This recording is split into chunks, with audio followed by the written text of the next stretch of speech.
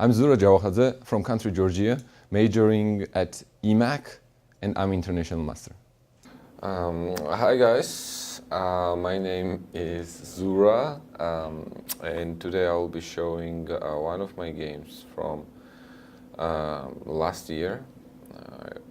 I played this in a close tournament in North Carolina, Charlotte. My opponent was not very strong. He was like 2200, something like that, 2250. But I think the game is very nice, actually. I like the last part of the game, so I wanted to show this. So e4, e5, c6, and scotch. I take, knight takes d4, and bishop c5. Probably not the main line, right? But one of the main lines. Bishop e3 and bishop b6. I think the main line is queen f6, but c3, knight e7, and I'm not sure. Well, knight c2 is the main line, right? Or knight c2, I think. Or people started playing queen f3, I think. Oh, yeah, right. Is it queen f3 here? But anyways, I was not familiar with the main line here. So bishop b6, safer choice. If he takes on c6, then take. Knight c3, knight e7. I actually used to play this when I was very young, and I hadn't seen updates since then, pretty much. So I was not sure what is going on exactly here from the theoretical standpoint. But my idea was just to castle, then long castle, and prepare f5 somehow, right? d6, white plays f4, and black goes f5. Probably not the correct move because white can probably play e5. But to this point, I was playing very fast, so my opponent probably thought that I was familiar with the opening, and I wanted him to think that was the case. e5 is actually interesting, and fun things happen, I think, after e5. So I probably take, if he takes, if he takes knight c6, no, knight c6 doesn't make sense, right? I can just take there and then take on c6 with a check, yeah.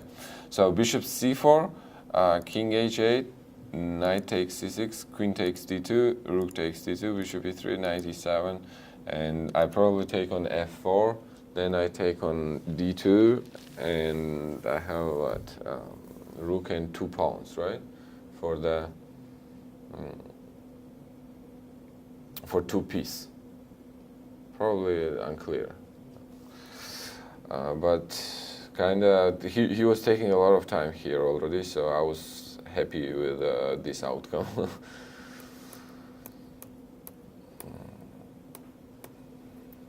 Okay, let's go back. So he played bishop c4 check immediately, and king h8.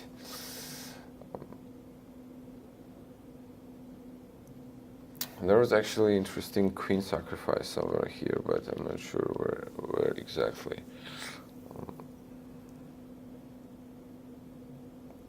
Okay, he went knight e6, which is probably reasonable move, just simply to grab the bishop.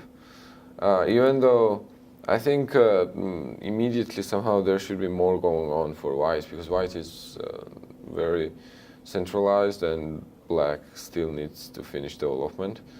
So knight c6, knight takes c6, bishop takes b6, ab, e5. D takes e5, yeah, actually I was thinking about this during the game. Queen takes d8, knight takes d8, and then f takes e5. And black is probably surviving, but not sure exactly. Knight b5, knight b5 is probably a threat next move. But I can probably play c6, but then d6 square is weak. Um, I don't know. How would you guys evaluate this position? Probably white is probably slightly better, right? Yeah. Even though I thought I could still, it's still playable probably for both colors, and for black. I mean, let's say bishop e6. Maybe you can even play bishop e6 immediately. Takes on and rook here. Maybe, but oh, I have rook f7. Anyway, that doesn't happen in the game, right? Yeah. Okay. So he played knight e6, took my bishop. I take it, bishop takes e6, and then I need to take on e4. Obviously, knight takes e4, and then knight goes to f5. So obviously, bishop pair is, I mean, it's better to have one bishop than two bishops against, right? So knight f5 probably forces trading one of the bishops. I was not sure actually which trade is better for white, because sooner or later the black square bishop will probably be traded anyways. So maybe immediately he had to trade and try something like c3, so it doesn't give d4 square.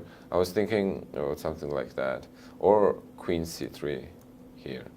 So maybe this is interesting, something better version. But he took on f5, rook takes f5, and rook h to e1.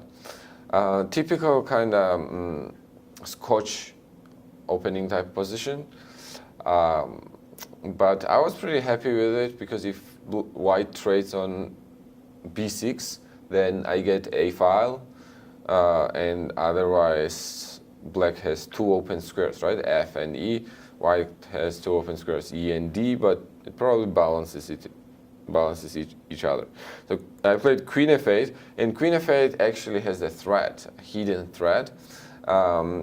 First threat obviously is it attacks the pawn, and second threat is actually I want to play d5 and then d4 and then bishop a5, and which was actually forgotten by my opponent, and he played g3.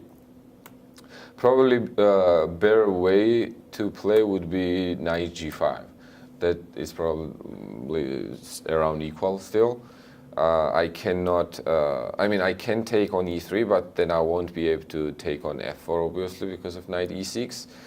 I don't know, maybe rook e3 or queen e3 either, and then knight e6.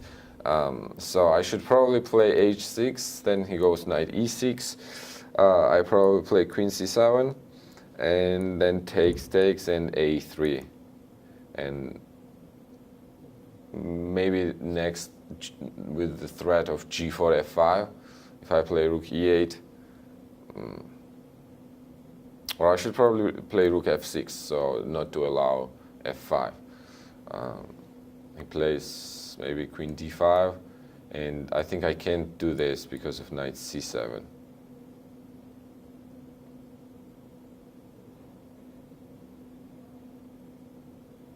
I'm not. Okay, takes there, but it seems at least interesting, right? Here, here, and probably f5, I think. No? Knight e7, right? Maybe like this. King g6, g5, g4. Knight d4, right? Okay, yeah, black seems to be surviving there.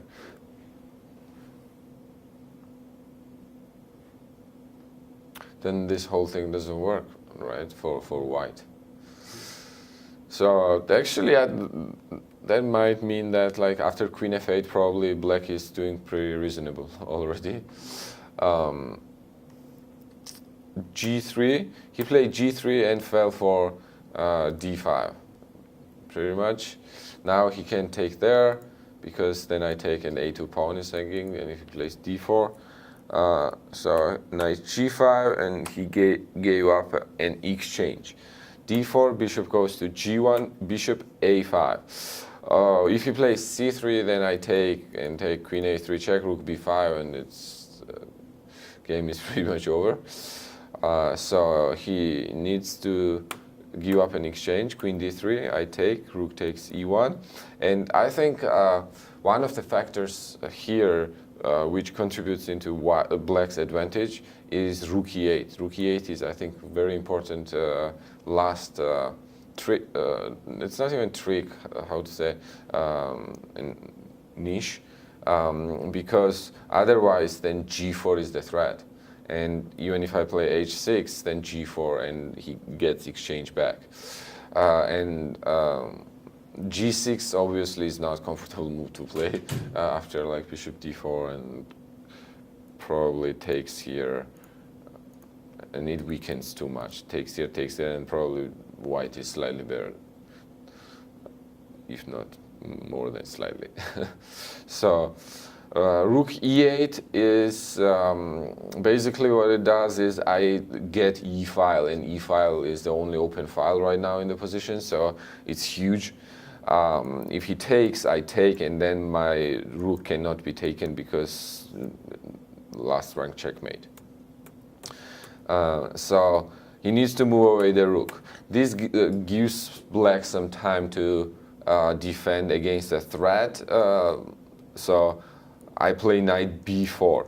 I was thinking actually about other moves too, but if I can get rid of that queen from h7 b1 diagonal, obviously that's a desirable thing to do, and plus he can take on d4, because then I play rook d5, and next knight a2 is probably queen c4 is probably possible, but yeah, I take knight a2 anyways, and then take there, and then queen d6, and then I checkmate.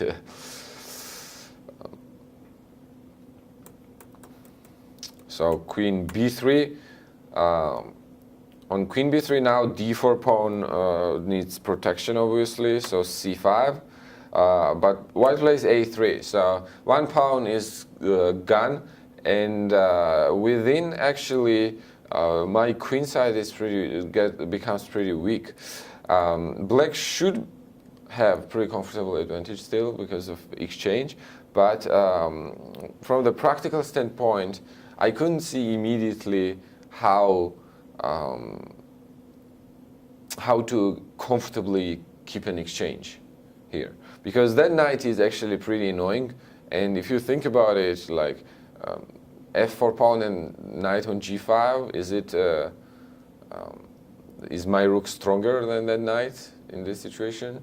So I decided to give up an exchange back for more active, I would say, position for black. Even though material is equal, I think g1 bishop is pretty bad. And my pawns on d4 and c5 kind of creates blockade for the bishop. But this queenside pawns must not be forgotten, because any type of queen trade right now, or even rook trade, will probably increase white's chances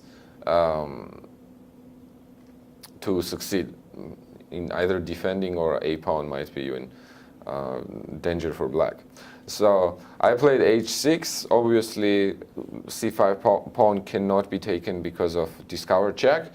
So I still actually, till here, I liked my position a lot, and I was still confident into black's advantage, because I think white king is kind of weak.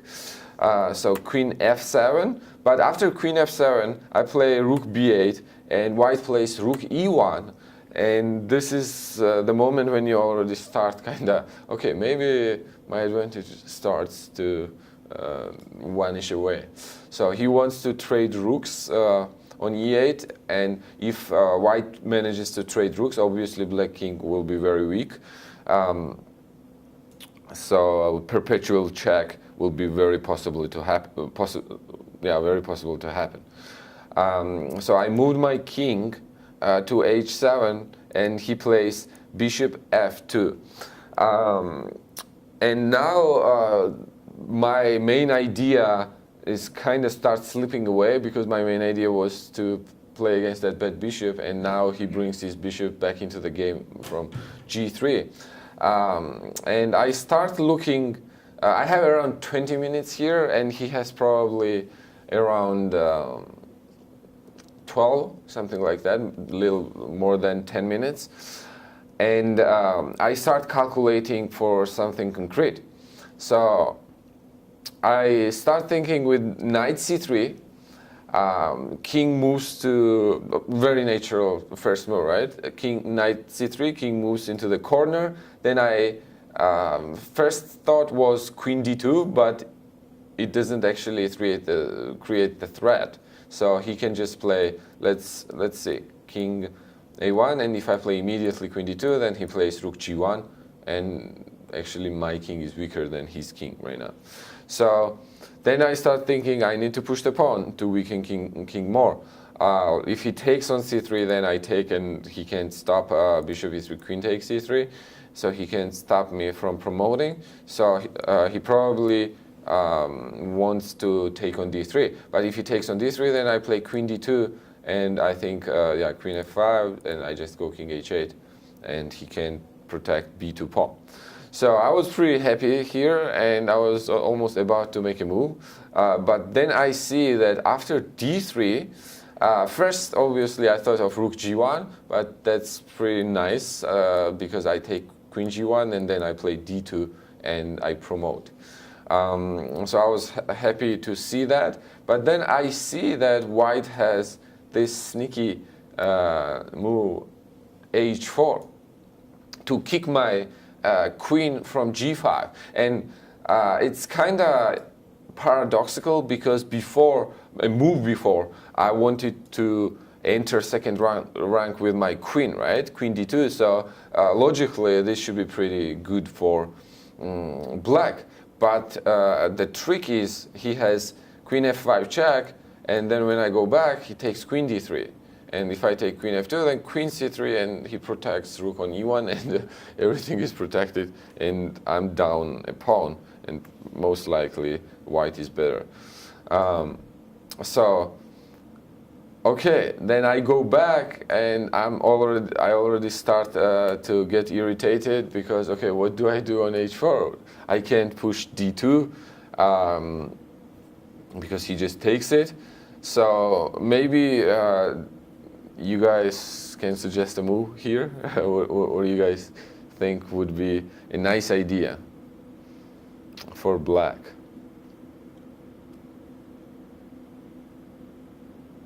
To secure an advantage.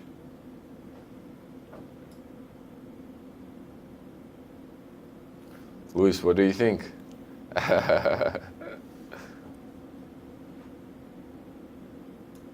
So naturally I start thinking where to move my queen, right?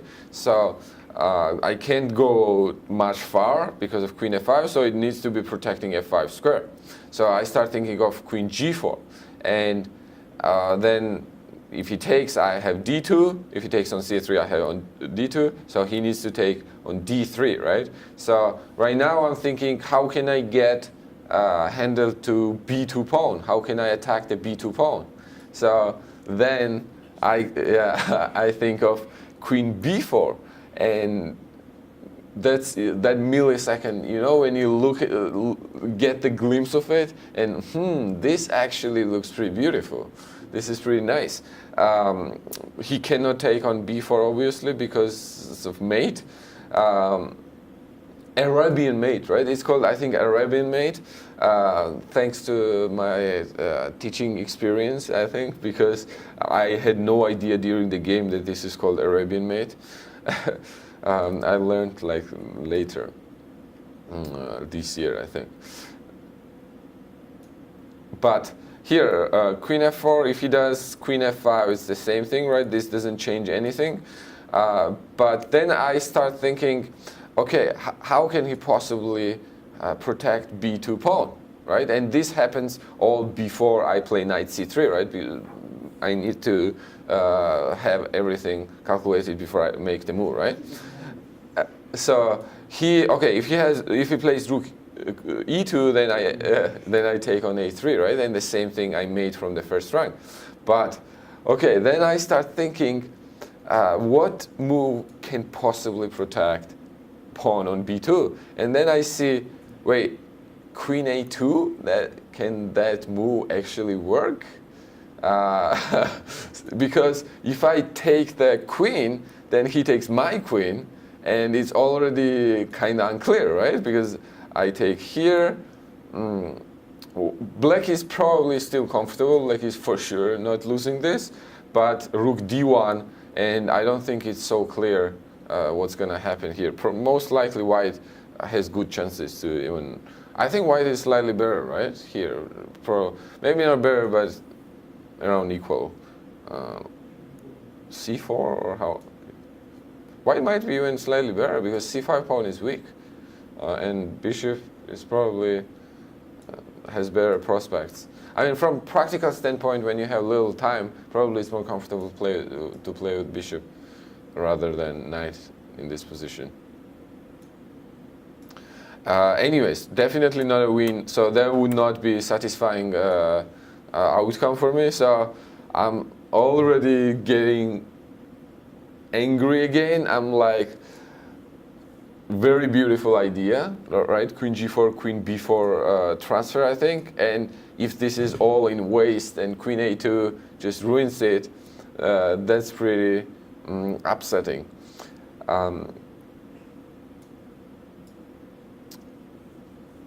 So on queen a2, then I start looking, okay, what can I do on queen a2? And on queen a2, actually, I do not take on a2, and I play rook a8. And if he takes on c3, then I take there, and then I take, ouch, then I take on a3, and then I play rook b3, and I win the queen. So that's pretty much what happened in the game. So I played knight c3 there. He played king a1, d3, h4, queen g4, cd, queen b4. He played queen a2. I played rook a8, and bishop c5 is probably the only move, because if he moves his queen, then I take rook a3, and it's a checkmate. So bishop c5, but then I take knight queen on a2, and he can't take with the pawn because I go to c3 and I checkmate. So he needs to take with the bishop. I take the bishop. I have knight right now for 2 pawns, but I think important factor here is white doesn't get counterplay at all, because knight c2 is a threat, as well as knight d3. So rook d1 is probably the only move to stop it, and then I do just put my knight on d4. He can't push the pawn because the a3 pawn is hanging, and then I go king g6, king h5, and black is probably easily winning that. Thank you very much.